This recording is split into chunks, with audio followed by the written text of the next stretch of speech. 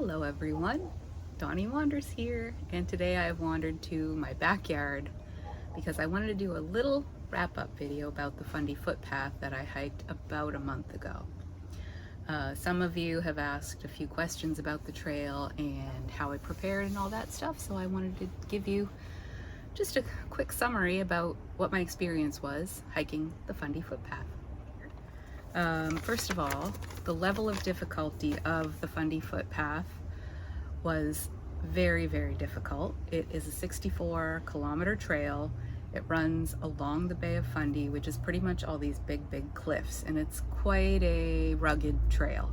So there's 4,000 meters of elevation gained and lost, so you don't go up 4,000 and then back down like a typical mountain climb. You go up 200 and then down 150 and then up 250 and then all the way back down to sea level where you're walking along the beach for some of it. So it's a lot of up and down, and it's very steep.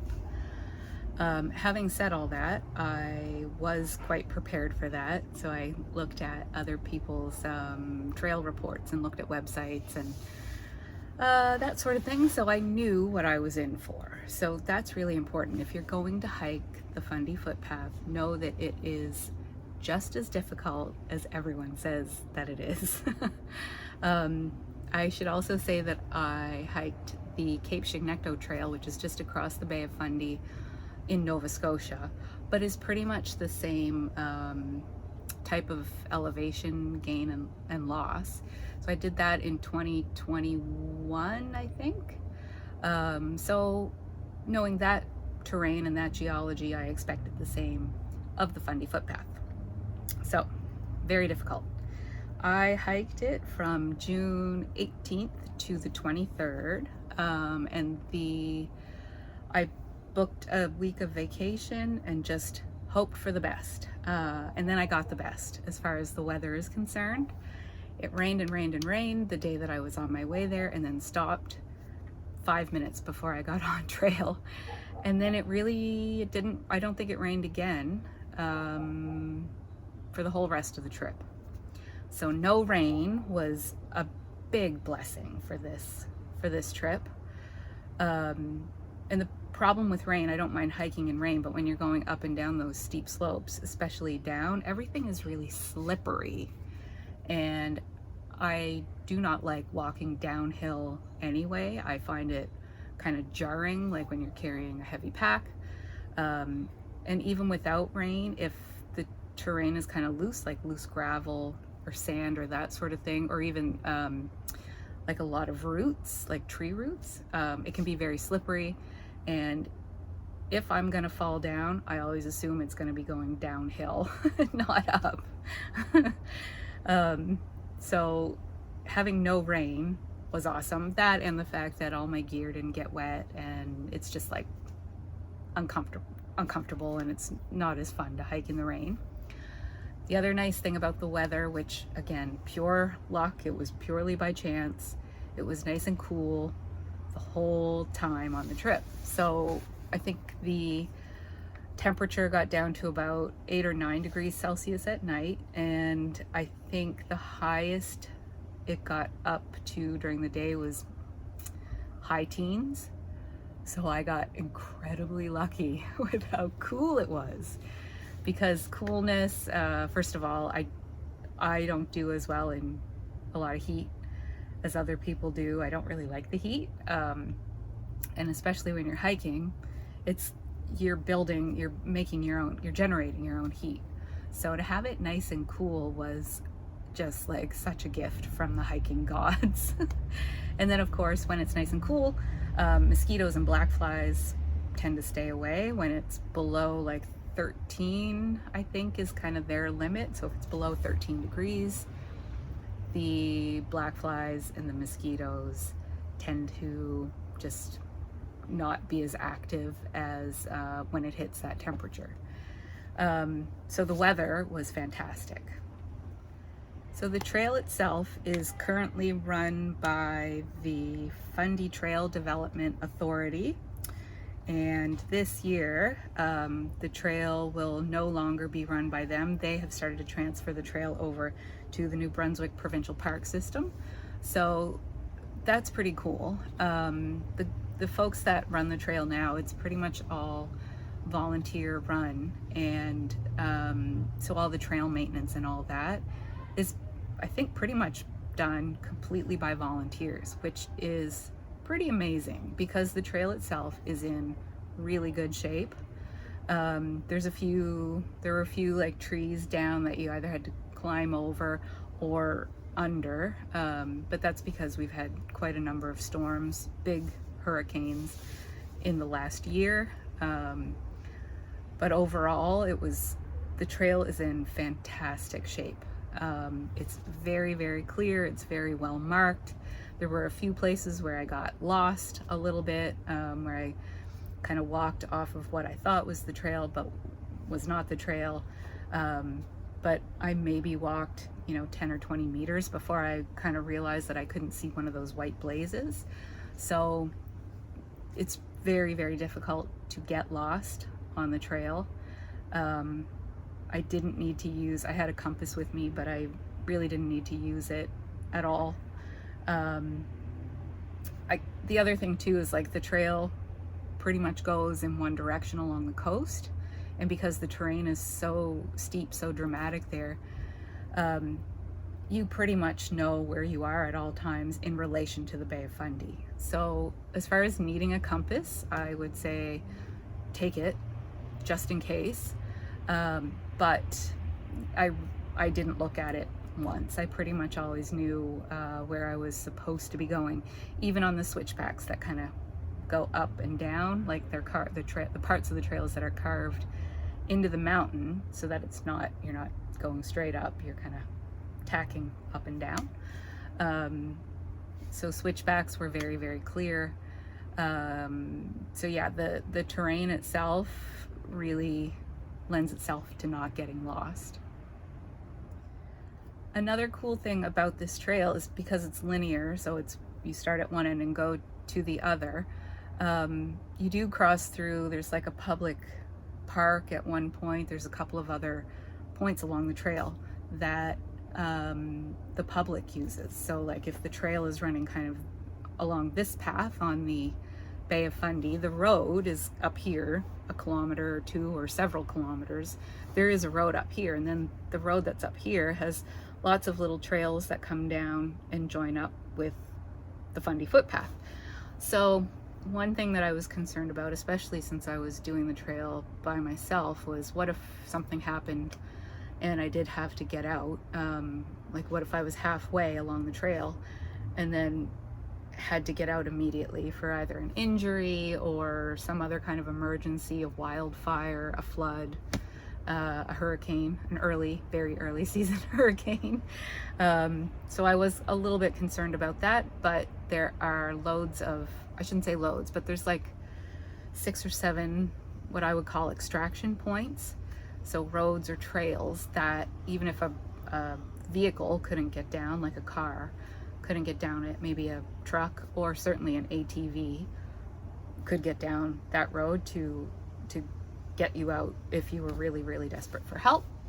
And even if I didn't, if there was a storm coming or something and I decided that I had to extract myself, it was pretty easy to kind of keep in mind where those extraction roads were. So if I did have to get out, I'd be like, okay, I'll just walk up that way, knowing that I'm going to hit a road. And then once you get back into the public, then you can weigh your options as to how to actually get yourself safe. So that was kind of reassuring, I guess. Luckily, I didn't need any of those extraction roads because I completed the trail with no issue. Something else about the trail that I thought was pretty reassuring was the fact that there is cell service along a lot of the trail. I don't know how much of the trail because I had my phone turned off most of the time to conserve battery, but I would say at least 50% of that trail, if need be, you could get cell service, and it might even be higher than that. Because the trail is pretty much on the Bay of Fundy, there's clear skies, clear unobstructed skies above you for like most of it. I mean, there might be trees and that sort of thing, but you're not so far away from everything that there's no cell service. Having said that, if you do the Fundy Footpath, certainly take your cell phone, but either turn it off or put it in airplane mode, because your cell phone will continuously look for service and that kills the battery. So in order to not kill my battery, I used my phone pretty much to film my videos and a text here and there, just to kind of check in, but generally the phone was off, and I had a battery pack with me as well so I could charge it up, but I was pretty conservative on my cell phone usage. When I was preparing to hike the footpath, I ordered this book online. So this is the Fundy Hiking Trails Association guide to the Fundy Footpath, and it's a teeny little book with lots of good information in it, and it also comes with this little map. Big map is in the back of the book, and so there's what you get with your guide, is this map, which shows you the entire footpath, and then it also has, let's see if I can show you, so these little symbols here, there's a key on this side as to what each of those symbols mean. So this was extremely useful in planning out my itinerary, which I planned out in advance so that I had a sense of where I was going to camp each night, and all the campsites are on this map as well. And then this book also talks about each of the campsites. The book itself, I would say, has enough detail to hike the footpath, but the detail is provided assuming that you're starting at Alma and hiking from east to west, and I hiked from west to east, so I kind of had to read the descriptions in the book backwards, if that makes sense. So I guess if I had a comment to the people who put this book together, I would say maybe it would be a good idea to have two guides. One guide if you're hiking from west to east, and the other if you're hiking from east to west. Because there were a few times where I was trying to figure out, how steep is the terrain? What am I coming up to? And having to kind of piece it together backwards from what's in the book was a little bit challenging here and there, I will say that. There's a few other things like this. The description of the trail starts here, and all of this information in the front of the book. I found it to be not as useful as maybe it could have been. So the start of this book, it talks about how to, like what kind of equipment you should have, and like footwear and clothing, and it talks about some of the flora and fauna, and I found that to be pretty useless information, if I'm being honest. If I'm into flora and fauna, I'm gonna bring a book that identifies flora and fauna, or I probably can identify it myself if I'm really into that sort of thing. As far as like the gear that they show that you need, like a backpack and a tent and that sort of thing, I feel like it goes without saying that if you're hiking the footpath, the whole thing, you should probably be aware that you need a tent and footwear and something to pack your tent in. So some of that stuff, there's a couple of pages on how to use a compass, which again I thought was kind of useless. Like I think that 2 pages on how to use a compass is not really enough.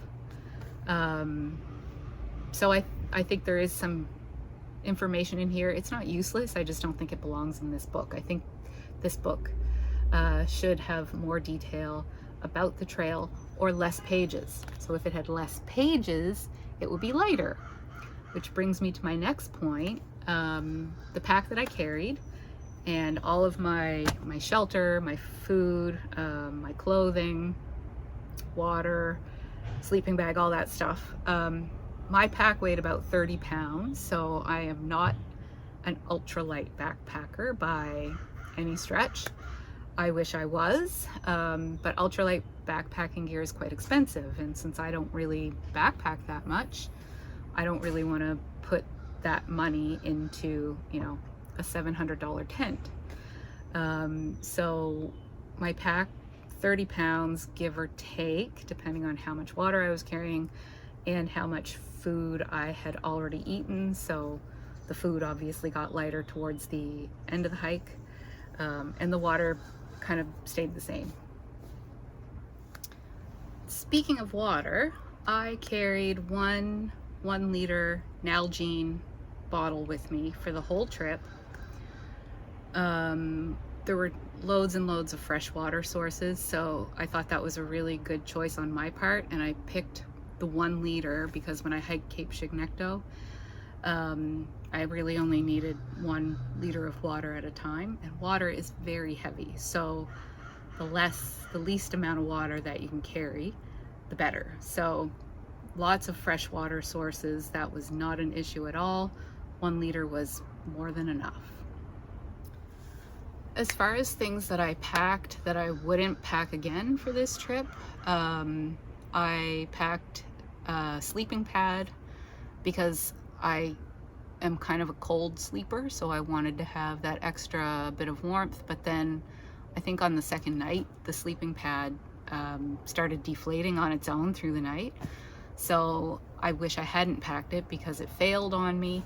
And then as it turned out, I really didn't need it, because I have 2 sleeping pads. I have like a closed foam one and then the inflatable, so I didn't need the inflatable as it turns out. I think people say you pack your fears, so I feared that I would need that extra layer, and then I really didn't. I was very comfortable in just my sleeping bag, and my sleeping pad, my closed foam sleeping pad. Other things that I packed that I didn't use, I talked about my compass already. I packed a first aid kit, and I packed some blister pads, which I ended up not needing any of those, but definitely pack if you're going on a trip like this. Those are things that you don't want to have to use, so I was glad that I brought those with me. As far as good packing choices that I made, I was, other than my 1 liter of water, my tent was an awesome choice. I did consider, before I left, upgrading to a 1-man backpacking tent. They have some on Amazon for under $200, and they're relatively lightweight. They're not like an ultra lightweight. But then I just kind of thought, I'm just going to use the same tent that I've used previously, which is my $30 outbound tent, which is either Walmart or Canadian Tire. I think they're now $50. It's a youth tent, so it is just big enough for me. It's only 6 feet long, so I'm 5'3", but the sides of the tent, of course, are shaped like this, so even at 6 feet, my head and my feet touch the sides of the tent, so I just sleep in it diagonally, and it worked out fine. It only weighs 3 pounds. It is a very light tent, considering that it is not a backpacking tent. It's not like an ultralight tent at all, and suited my needs just fine, and was fine again this year. So I'm glad I did not spend $200 on a backpacking tent that I would, probably only use about once or twice a year. So that $30 tent, it's still killing it. Another good thing that I brought, this was my first big trail, wearing trail runners instead of hiking boots. And oh my, what a game changer. If you are wearing hiking boots on your summer hikes, stop. I beg of you, stop. Get trail runners. I have Ultras that I asked my mom to buy me for my birthday. So she did, and my birthday's in January, so even back then I was planning on doing like a big hike this summer. And the trail runners were awesome. They do get wet.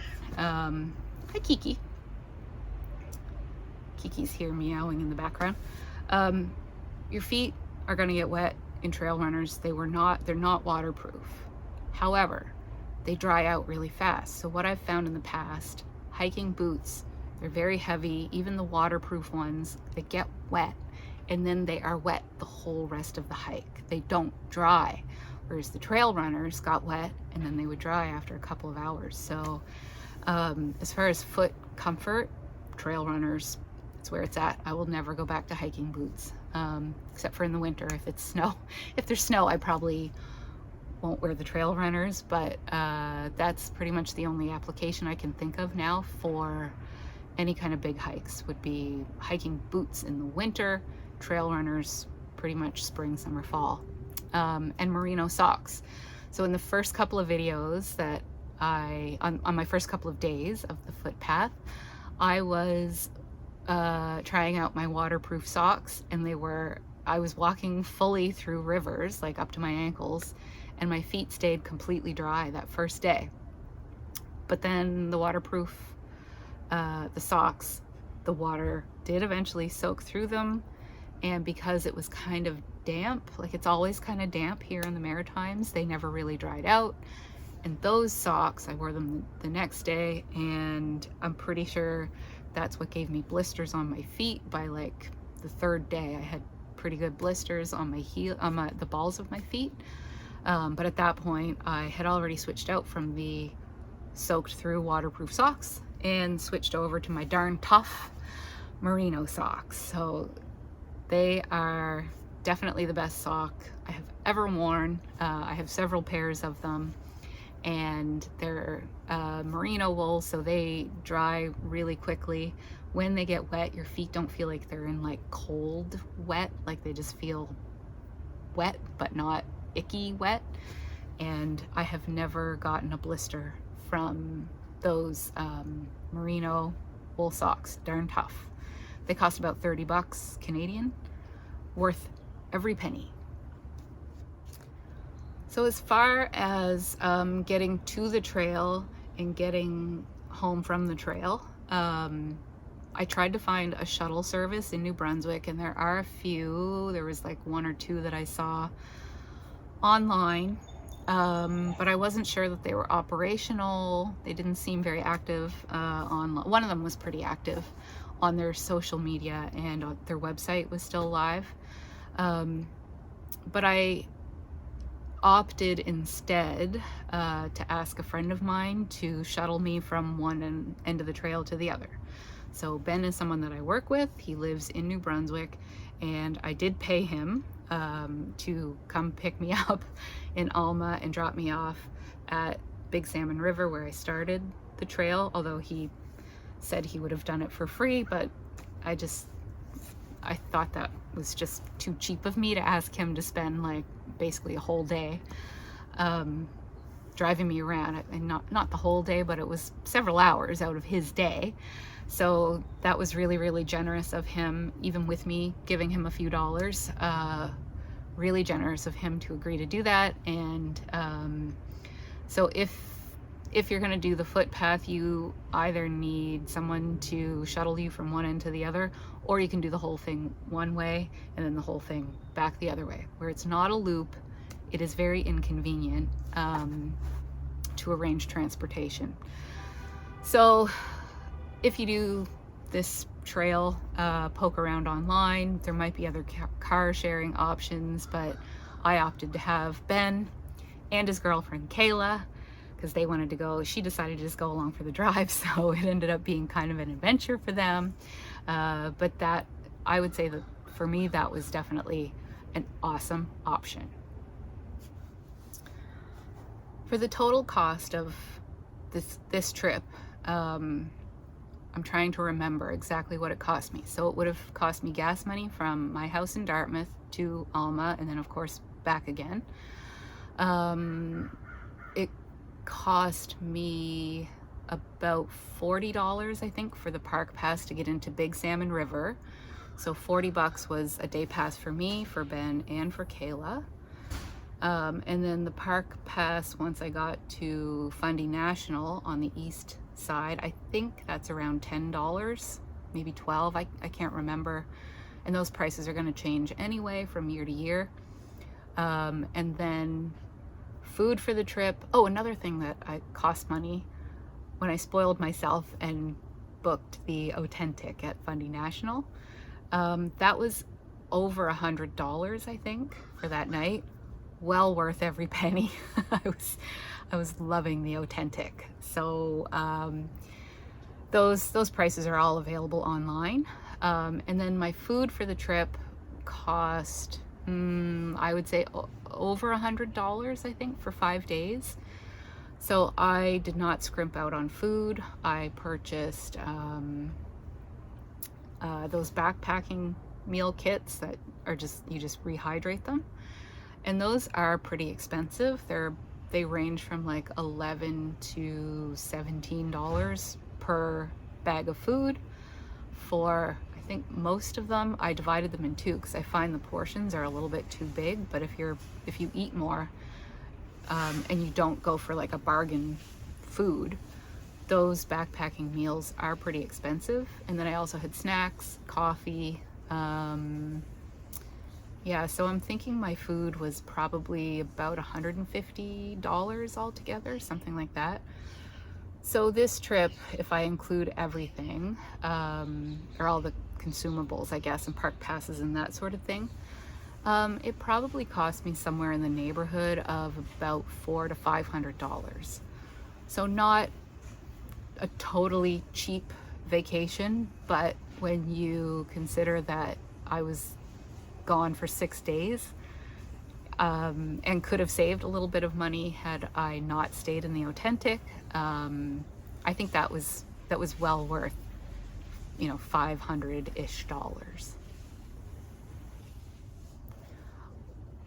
One question that I've had that a few people have asked me in real life, not on YouTube or Facebook or social media, friends and family and that sort of thing, ask me if I trained for this hike. And yes, I did. I did not train very hard, but I did. There were several weeks where I was going to the Sportsplex, which is a sports complex just down the road from where I live, in the winter, and putting my backpack on and filling it with weights and then using the track. So I would just walk around the track carrying, I think I started out with like 15 pounds, and then I bumped that up. Like every week I bumped it up by like 5 pounds, and then so towards the end of it I was carrying about 30 pounds of weightlifting weights, and I just filled up a bunch of bottles of water, and I went to the track, and instead of just walking the track, I would walk up and down the stairs because it's a track that goes around a rink.